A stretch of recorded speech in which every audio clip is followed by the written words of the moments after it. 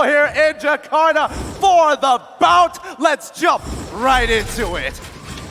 Well, draft-wise, as we get loaded up here, I gotta say, we've seen pretty much a big trend, right? We even saw, I think it was the previous series, just how prio the carry pick is. So I'm wondering, with Burnx Flash being here, do they want to go ahead and lock that in?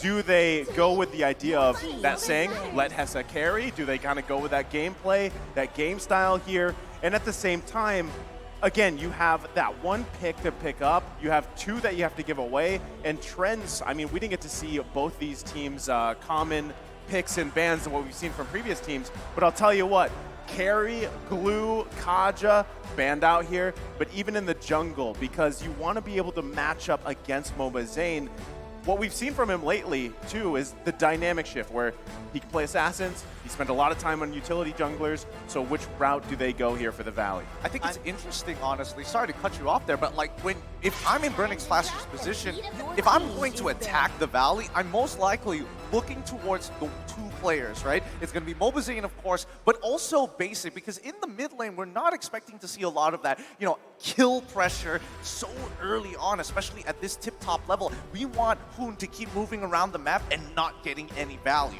Yeah, but it's something that he's had a little bit of trouble with, I feel like, in the group stage, his movement. And it could be because he's been really, I feel like the team has really been pressuring him to pick up this Eve. And I feel like in his hands, it hasn't been doing all that amazing. He had one good game with it. We know Hoon to be this mechanical, player, but it does seem like we have some fun facts coming up on screen. Absolutely. When you think you can't get enough of the Filipino region, you still see their influence everywhere. Fun fact for Coach Zico, he was a player in M1. I casted his game because he was playing for Onic PH together with Beloyski, Iacno, Delar, Oh My Venus, and as well as Wise, all of which have broken apart, and some winning world champions, the others getting very close. He was also a coach for NXP, correct? Right? Yes. And he's been imported over, so a lot of experience under his belt. We were talking about win strategies for the side of the Valley. I think you mentioned Hessa, definitely one of the most important players on the side of Burnx Flash. They like to kind of pocket around him in the mid to late game. They want to make sure that whatever his pick is, that's going to kind of dictate their play style throughout the game. So that's what, that's what I was wondering. Do they give up the carry? And that's what they did here, right? So there's more value for Burnx Flash in the Eve pick. Another hero who we've constantly seen picked up, has a pretty good win rate, and is just so objectively dominant, right? I mean, that's exactly why you pick her. And at the same time, kind of thinking about it, you saw that Kaja ban come out. That's the bane of Eve, so they do lock it in here. Meanwhile, on the other side, the Valley going to complement this carry pick so far with the Lapu Lapu, another very strong hero put into the XP lane. We've seen it work wonders for many teams. Absolutely, and I think, Fly Chicken, it's very much in his playstyle to really jump into that backline and really pose a threat to separate the front and the back, but not to mention that he has a very limited amount of time to make that impact, because Lapu Lapu doesn't scale as hard as someone like Blue, for an example, or the previous boring meta of Esmeralda as well as Uranus, but hey, we've moved on from those dark So glad. We haven't seen her at all. Yeah, Esmeralda. It's a pleasure. Man. It's great. I'm with Trex on this one. I'm very happy we don't have to deal with that nonsense no more. But that begs the question, right? Now, with Yve already on the table and Basic already locking into that carry, we're seeing that Burnx Flash is going to be locking in the Harith, who is very good against short-range mages, especially since he can push and harass at the same time. With the help of Ling, you have so many threats as soon as the real world manipulation has been activated. Yeah, and that Ling is definitely, the Ling has just been a monster, I feel like, throughout a lot of the knockout stages, and it seems to have always kind of been a bane in Mobazane's existence, just some of those assassin heroes, so they're going to need to find a way to deal with it. But with it being picked so early, there are still a lot of options. The Kufra for Shark, which also gives them some big play potential. Anything to shut that down, really, and it does look like they're going to lock in the Fredrin, so a little bit of taunt, maybe to slow it down in some of these team fights. Part of me wish that they didn't lock in the Fredrin just yet, because if you would have had that right, you could kind of leave it flex. Is it going in the XP lane? Is it going in the jungle? But because the Lapu Lapu's there, you already have that idea, right? So we kind of, and that's really what we saw throughout the group stage, was those first maybe two picks for both teams were highly flexible. But now, you've got a pretty good picture of both these teams' first phase, and even the Harith, right? Harith, in a way, we've seen put in the gold lane. It's also, I think it's gone maybe once in the mid lane. And still, one of those picks that works really well in the gold lane, but the matchup, what I'm thinking, is it the Harith versus Carry here that we're probably going to see? Most definitely. I think it really makes a lot of sense that everybody who's been playing a marksman realizes that they get outscaled really quick by the carry. As soon as she gets 2 items, you feel like, wow, it's so difficult to trade unless you have high burst like Brody or maybe even the Claude. And even then, it still feels situational once the 3rd and 4th items come through. Now that we're seeing that the Benedetta gets banned out for the side of the Valley, I do feel there is a potential. We might see a potential Pharsa coming out from Hoon's side. I would absolutely love to see Gusion, of course, but hey, you know, that's just a personal favorite. I definitely would like the Pharsa as well. Anything with damage, because it's something that the side of the Valley has been lacking. They put a lot onto basic shoulders, and everyone else is either more support or front line, and when it comes down to it, they're not able to pack a punch. Now, coming into this last ban, if they do want to go for a Pharsa, and since they are focusing in onto the EXP lane, possible Yuzong ban here? That's a good point. I mean, that could be the biggest giveaway because they do have that first pick in the second phase, and now that Matilda is already gone, oh, they also get rid of Franco. Huh, rather interesting. I thought they would hold it a little bit longer because Eve, again, real world manipulation, only two abilities in the game really have that effect of taking her out of it, and both need suppression. Yeah, both have suppression here. So I'm wondering what that leaves open for roam options for Burn X Flash. I mean, we've seen a lot of Cho, but there's always that kind of up in the up, like are the Way of the Dragon placements, are you putting yourself in a bad position? Are you able to utilize it? Now, I think they do have great follow-up already, but still the big question is, are you allowed to get this Harith active quickly? Because in the gold lane, right, I mean, we've seen it shut down as well to the point where all you're doing is you've got your Zaman Force, you move back and forth, but really you don't have the damage that you need. I mean, that is also the benefit of having the Mystery Shop emblem, but still, if you're kind of staved off from farming up early on, you're going to struggle there. So already questions here. We'll see the next 2 picks to lock in this team composition for Burn X Flash. But Lolita, I got to say, man, I like the Lolita pick, but let's be honest, group stages wasn't so pretty for the Valley when they locked in the Lolita. It depends on where you're coming from. I mean, he did well during M3, so it's like he can't do that bad here at M4. He did kind of rough in the group stage. All right, and I'm all an right. American. I'm going to call it how I see it. It was a little bit the rough. timing. I think I would have liked the Cho more here, honestly. But it seems like, I mean, you have some of those picks, you have that capabilities, but that is not going to happen. We do have the Lolita. That's what's on the map. And, I mean, hopefully it is a comfort. We know it's a comfort pick for Shark. He just needs to use it to his full capabilities. Honestly, I feel like they could have unlocked Shark here, right? Because you already have Fredrin. He can look for the engages. He can also peel as well. I would have liked to see something along the lines of Kufra. And honestly, a Mincetar didn't seem that out of the ordinary. But hey, again, out-of-pocket picks. We're seeing the Atlas and as well as Grok. Really smart drafting coming up from Coach Zico here. Putting Hoon in the back position, and now he has to forcibly take control over the lane by himself if Super Strike has to go elsewhere in this Melissa. Well, I like both. I mean, I gotta say, I do like both drafts here. Again, I think for the Valley, it's really just overlapping those ultimates properly, because that's the struggle we're talking about from the group stages, where it was a similar lineup, but when you were mistiming or actually not overlapping your ultimates in the right way, especially the Noon on Blast, the way you're using that, that's where it kind of falters, right? So, meanwhile, Burn X Flash, like we said, they're very aggressive, and a lot of that aggression is actually calculated, and it works out well for them. So, hopefully, the Valley, with what they have, they're able to kind of withstand that fire from Burn X Flash. I mean, how long can they actually hold that fire through? I don't know. I'm leaning more towards more traditional Southeast Asian style of gameplay. And Burn X Flash, to me, I feel like they've got a really good draft. Something that Fried Chicken needs to cut the backline as soon as possible. Because if he doesn't, this game is going to swap real quick. Well, already, as we see both, we take a look at the emblems and everything else, right? It is going to be Chima, by the way, running this jungle emblem on the Ling.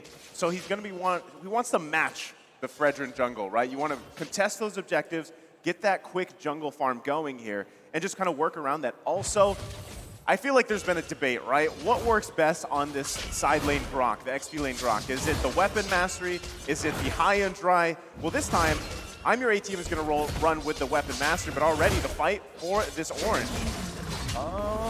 Let's see whether you can get out of here. I think for now, wait, hold on. Hold on, Wide has to use the flicker. is getting slowed down. The chase from Chima. This could be bad for Fwide. Able to get a little bit of shield. Forces the dash. Able to get that getaway, though, and still delay Chima. So almost a plus there. Now that actually worked out really, really well. Fwide Chicken wasting a lot of Chima's time, allowing Mobazane to, get on towards his next buff and actually evening out the overall EXP and farm. Despite the fact that Lethal Wanderer might not have been the biggest thing in the world, it's all about that level 4. However, Fwide Chicken is going to need some help, and Hoon is here to make that difference. And I do like it. Hoon wants to come into ATM there. ATM forced to use a flicker. That is a utility gone. If you look at the minimap, though, Chima is making his way downtown right now, trying to see if he can make a play happen, but it doesn't seem like there's going to be too much. Still 20 seconds on the clock until the turtle comes. Yeah, so both these teams, I mean, early battle spells going down here, nothing too much though. Just kind of holding off for now because they both want to just wait for that first big objective to come up here. Now, biggest thing is, I'm your ATM's not going to have that flicker available, so you're not going to be able to expect that crazy wild charge from him. But still, when you're fighting in that objective, this is the best place for Gronkk, right? You have walls everywhere around you, and you can see them. They're even positioning this turtle so they have that advantage. And they're going to force the Valley to respond to this and work for it. Yeah, it does seem like Shark's going to keep D7 at bay right now, but Chima still holds the presence. Mobazane takes the turtle. A nice play. Fwide Chicken, though, caught in the midst of I'm your ATM, trying to get away. Caught in that real manipulation, but he does get away, and D7 goes down. It's a 1-for-0 trade, and the turtle goes to the side of the Valley. That's what we want to see from the Valley, and especially from Fwide Chicken. He is supposed to be the difference maker in this early 2 mid-game to set the Valley up for success. Basically, he's stuck here with Hessa. Oh, Hessa gets stunned, tries to use Mom Force, able to get the dash, but still, the pressure from the Valley right now is felt across the land of Dawn. I like this too. I mean, just with that early objective take, you taking a look at the items here. I mean, nothing too crazy, right? But still, this early on, this minor gold advantage will scale really well for the Valley. Now, the biggest thing is for Burnix Flash. We've seen this before with Atlas. Do they get those Fatal Links off? Now, you're working against 2 Purifies here, right? Which we've seen even teams take 3, again, or maybe even 4 in terms of hero usage. But going against that, that's all you have to solve. Avoid that Atlas and kind of spin away. The biggest thing about carry, though, is if an Atlas goes towards you and you kind of use that Purify, you dash away, you shred tanks so quickly, and that can be really bad news here for Burnix Flash. They've got to play around that. Chima also has to be careful here as well. But already trades early on in the jungle, Mobazane not letting go at all. I love that right now. And this is the aggression that we wanted to see. And I think Hoon picking up this Lilia instead of the Yve or something of that nature, it gave them that mid-wave clear, and it gave them the ability to rotate around quickly. Yeah, not only just rotating around quickly, the fact that Fwide Chicken has bought so much time and now is a level ahead of I'm your ATM. Look at Mobazane. He's already a level up on Chima, who has the Demon Slayer. Again, you shouldn't expect that to happen, but yes, they were able to get that first turtle, but it shouldn't make that much of a difference. So I think the Valley most likely can start putting resources down onto the bottom side of the map to make sure that Basic get his farm and get his items fast. Take a look at D7, just waiting patiently. So worried that D7 was about to come in there, but now with the turtle up, Mobazane is going to start on it. D7, CCat, and Hessa trying to make a play in. D7 does have that ultimate with the Fatal Links. Oh, Shark! But there's the Numenon Blast. Super Shark coming down, but the Tempest of Blades locks on. This is a bloodbath. Shark very low. Hessa able to find him. Shark falls. Turtle has gone to the side of the Valley, though. Mobazane trying to run away from Hessa. Hessa and ATM pick him up. Mobazane falls to the 2-for-1 trade, and the Turtle goes to the Valley. I'm a little confused there. I mean, I don't know if you saw Basic, but it looked like he could have helped out there towards the mid lane, but decided to run up towards the top side. But still, everything that just happened there, it was a great set with the Numenon Blast from Super Shark. And if he can continue to do that, that is going to be the best case scenario for them. So Basic going to be forced back here.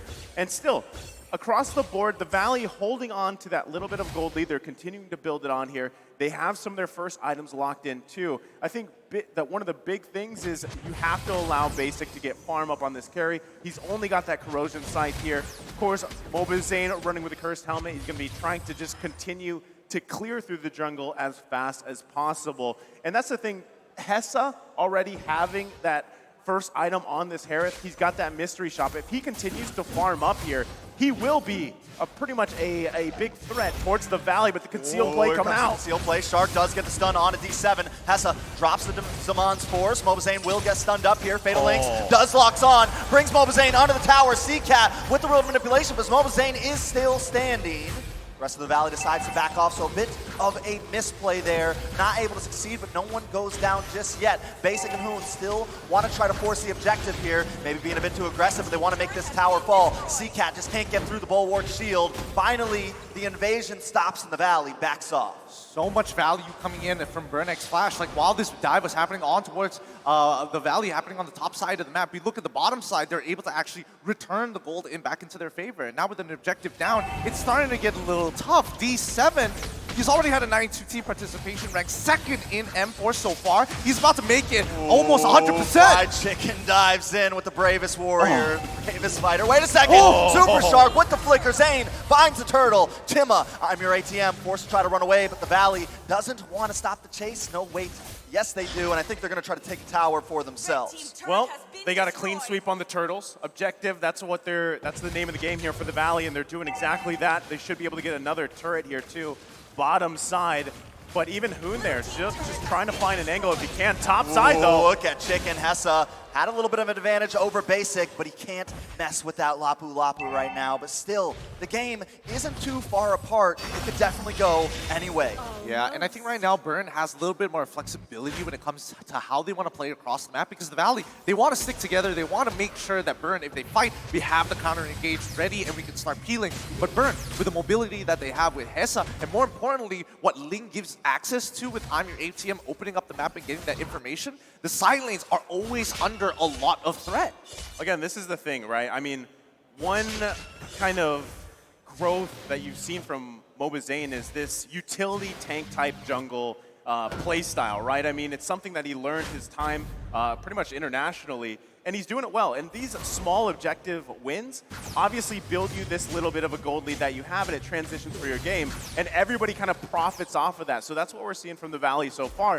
Burnex Flash, all they need to stop that in their tracks, though, is a great set from D7. And like you saw from the earlier statistic, this is the man to do it, right? And they've got great follow-up, too. Hessa, though, Hessa getting to the point, again, he's still working on that third item. He's got the Feather of Heaven here. Also, the other thing that I'm wondering is CCat on this Eve, already having the Ice Queen wand, able to pump out a lot of slows and damage alone. What happens when, let's say, a Genius wand is locked in, and then you're reducing all that magic damage, and it's so front-loaded, you can't get out of that death box here for the Valley. Those are big things for Burnex Flash, as now we look to the next objective, the Lord. Exactly, and again, Burnex Flash, their composition is that flexible, even team fights, with the synergies of heroes that they have. We're looking at D7 and CCat to make all that difference there with I'm Your ATM if he has the opportunity to see Basic locked against the wall or even remotely close to it. He could get an incredible knockup that could change the game. And that's the playmaking capabilities that all these heroes provide compared to the Valley, who have a very standard style of gameplay, want to peel back, come at us, we're going to defend from every single attack you have. We don't necessarily have to be aggressive unless you're Fried Chicken. Most definitely. I think the major problem I'm seeing from the Valley, though, if we want to pick things apart, they haven't churned this gold lead into any major tower objectives. In all technicality, it's not a lot, but they're still losing right now in the ground, in overall material. So they need to, if they're going to get these kills, if they're going to find something, they have to turn it into more. Well, I think a big part of that, again, is what Gideon just mentioned. You know, you really have to, it's almost, you rely on the Noon on Blast setup if you can. Other than that, you're just trying to bait out ultimates from Burnex Flash, whereas Burnex Flash has, what, 3 options? Wild Charge, the Real World Manipulation, the Fatal Links. There's so many options here for them. So even with the lead that the Valley has, they have to be very careful how they go in. Chicken coming in, speaking of going in, but he gets knocked up. The Wild Charge takes out Fried Chicken, but Hessa picks up the kill. Now, by the Lord, Mobazane is trying to chip away at a D7, getting brought very, very low. Basic finds it, first kill for him. Chima with the Tempest of Blades, locks on to Basic, but Zane still takes the Lord. It's a 2-for-1 trade, but the Lord goes to the side of the Valley. Is that a fair trade, though? Hold on, still trying to go. Hessa wants more. They know they lost the Lord, but they want to take some objectives, so they take another tower away from the Valley. It's looking really good, honestly. And Burn, they understand their options. They really know that if we're going to execute, we might as well full commit. And the only person who can dictate the tempo from the side of the Valley is Fried Chicken.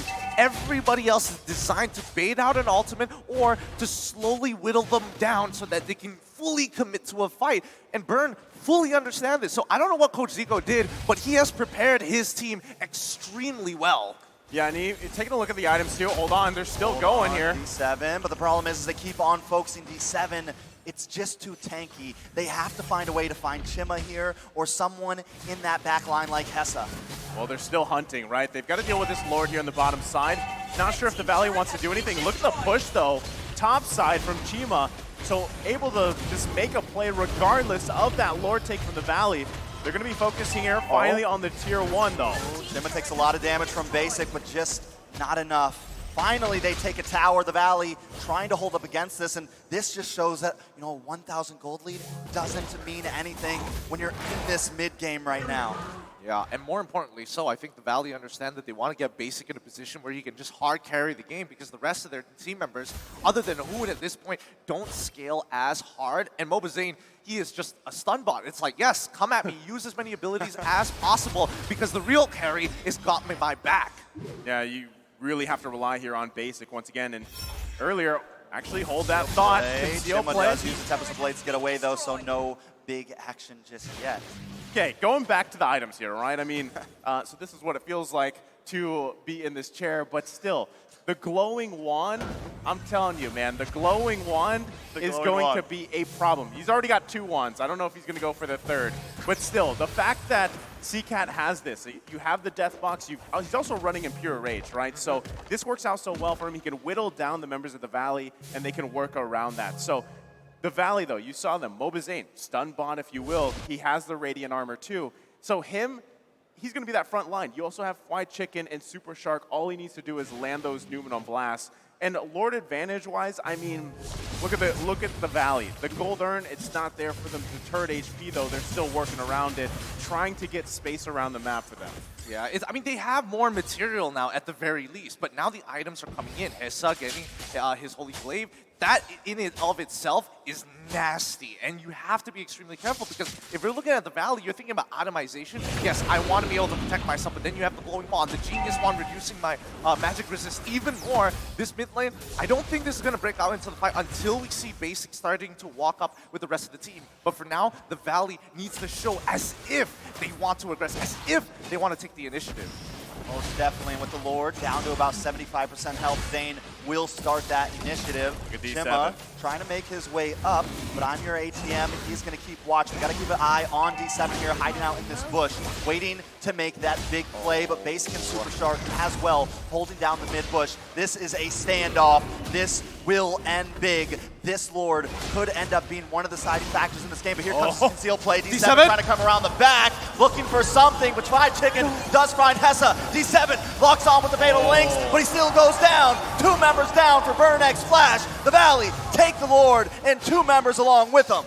Nicely done. The turnaround is already looking so good. D7 couldn't find anything despite catching only 1. And did you see that? Exactly what we said about the Atlas. The downside there is you get there, Basic just dashes away, shreds you down, and you have no option, right? Again, even Super Shark being able to peel on this Lolita is working out great for them.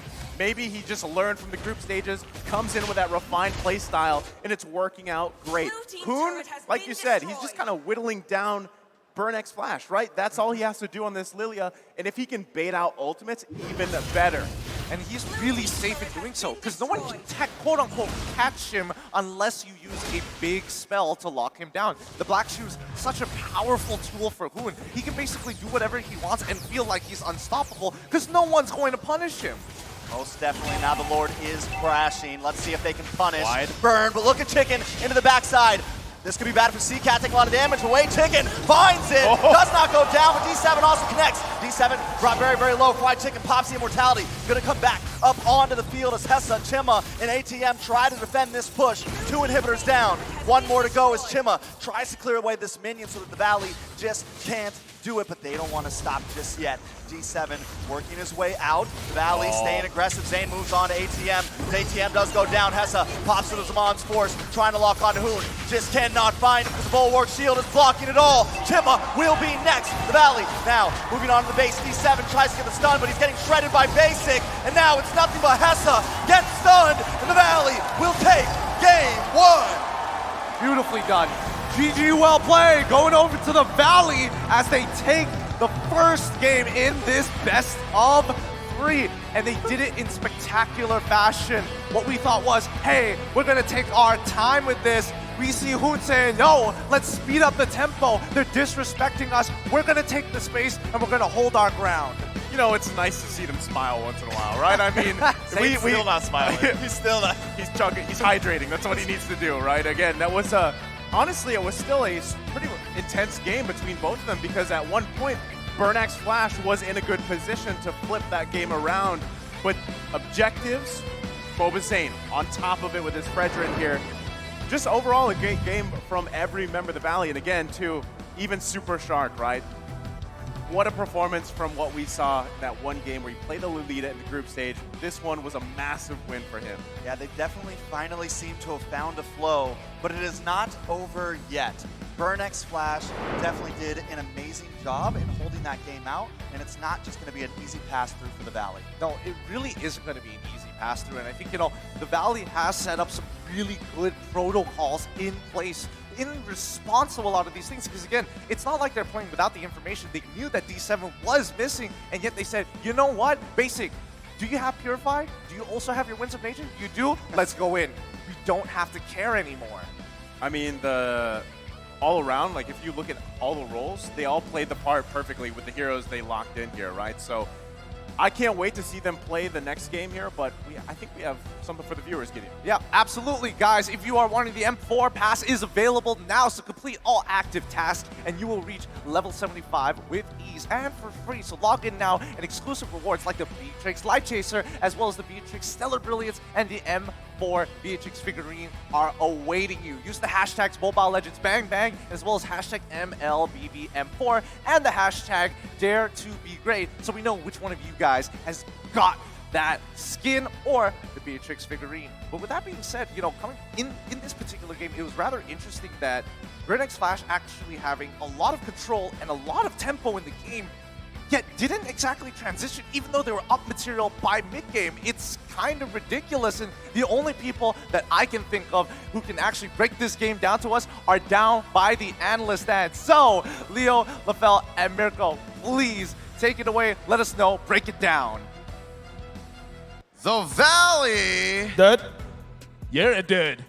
You're a dude too. You're a dude. You're all dudes. Hey. The Valley takes game 1 where the West corners the Khmer into a match point, and the draft alone will not say the full story because we have to be honest, in the draft, it seemed like Burn had quite the plan. Yeah, honestly, when we were in the drafting phase, I think all three of us agreed that, again, the Valley, in terms of the draft, I think I like the picks. I just don't like the prioritization and how they picked those heroes in order. I kind of think what they're really trying to do is try to simplify things, because in games, like we said before we even go into the game, Burnax Flash, maybe not too much pressure from other regions, so they can be a little bit relaxed into the game. So I kind of feel like for this approach, for the Valley, just use the heroes that you're really comfortable with, like Super Shark. You have a lot of other options, but he still wants that Lolita. So I kind of feel like in this game, they just want to get the momentum first, and then we'll see what happens in game number 2. Something that was mentioned at the desk is the great evolution and growth of Mobazain. Picking up this Fredrin actually made Chima's life all the more difficult, because we'll see here in the build that Chima was rocking that Demon Slayer, previously known as Mage Killer emblem, and the way that he built up to this full arsenal was also very interesting. Mirko, talk us through. Well, for me, honestly, I like the build, right? The only thing is, I don't think he understood the assignment that he was given by Coach Zico when he picked the Demon Slayer emblem. Usually, when you go for the Demon Slayer emblem, sure, I like the build. Going Windtalker first so that you can farm a bit more and a bit better early on. Thing is, Chima was looking for kills across the map, rotating, and even getting invaded because of the better mid-control that the Valley have drafted for themselves. Remember, if you want to farm up, you need to have that mid-control. Yeah, and just to add a little bit more, because we look at the item timings as well, where his third item was the Malefic Roar, and the Malefic Roar has more value when the enemy has a lot more armor. But at the point when he was building the Malefic Roar for the Valley, only 2 people have steel leg plates. So at that moment of time, sure, the heroes naturally have a lot of armor, but not so much armor because of items. So at that moment, perhaps rushing the Demon Hunter Sword could have profited him a little bit more. Yep, the execution and the planning were off for Burn X Flash. That's why the Valley, with their, again, comfort picks and just all the more better communication and synergy, which has developed so much. They're so much better now compared to the group stage, just went over the top. About 16 minutes in this game, and the Valley was just running circles around Burn. I think it's safe to say that the Valley were just sticking to a plan, and it was always Burn X Flash looking for that angle. And I think they were a little too creative, a little too ambitious in that point. That's why we're looking at these numbers like this way. Honestly, for me, I gotta give massive props to Hoon, right? Because I think the main criticism when the Valley lost to Team Hawk was that Hoon was not rotating enough. He wasn't finding a trade, he wasn't helping the gold lane. But in this game, I think later on, we might get a heat map for Hoon, but man, the teamfight participation speaks for itself. He was everywhere across the map, and this communication in the mid lane just shines so bright. Super Shark, Zane, and Hoon always clearing out mid lane.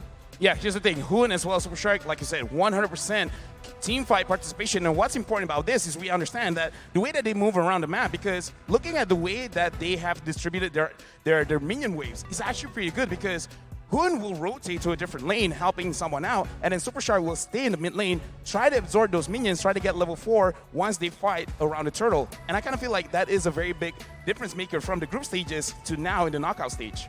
And now this brings us to talking about Burn X Flash. How do they recover from this? Because their lineup was so solid. I think they had a good plan to put a lot of the core damage on Hesa and then have Seacat do its best, all the while Chima would be reaping their benefits. But standing in their way, the MVP, just quelling all of that, is of course the man himself, Hoon. 100% participation on a hero that I swore would make showings in the group stage, but now it looks like the knockout stage is all about this little girl. It's about mid-control, right? The meta has been about mid-control, I think, for the last 2 patches, and right now you are seeing the best version of Hoon, who understands 100% his assignment, as you can see from the KDA and 100% kill participation. Always so active across the map, but it's about the decision he makes too. He's not just active randomly, he chooses the right lane to prioritize the neutral objective control that their composition was built around. Yeah, and actually looking at the items as well, this is typical Lilia build, but I like that Hoon, like whenever we look at his live streams and such, he is such a carry player, but looking at the He-Man from the first 5 seconds to 5 minutes and 5 seconds, look at how condensed it is at the Riverside. This also shows that Hoon is preventing any kind of movement from the side of Burn X Flash, because like you said, as the Ling, he kind of wants to steal farm and such. Hoon does not allow that. And it's in that early game dedication to being the nuisance in mid that made D7's life so hard. Because again, D7 is also helping Hesa, and if Hesa can't carry, then Burn X Flash can't do much. That's what made the whole decision path for Chima all the more a compromise. And we'll see in the highlights in just a bit exactly how difficult it was for Burn X Flash to play towards the Valley, because so far I think the story of this 15-minute match was the Valley was just executing on their plan and Burn X Flash just always being off timing. Don't you agree?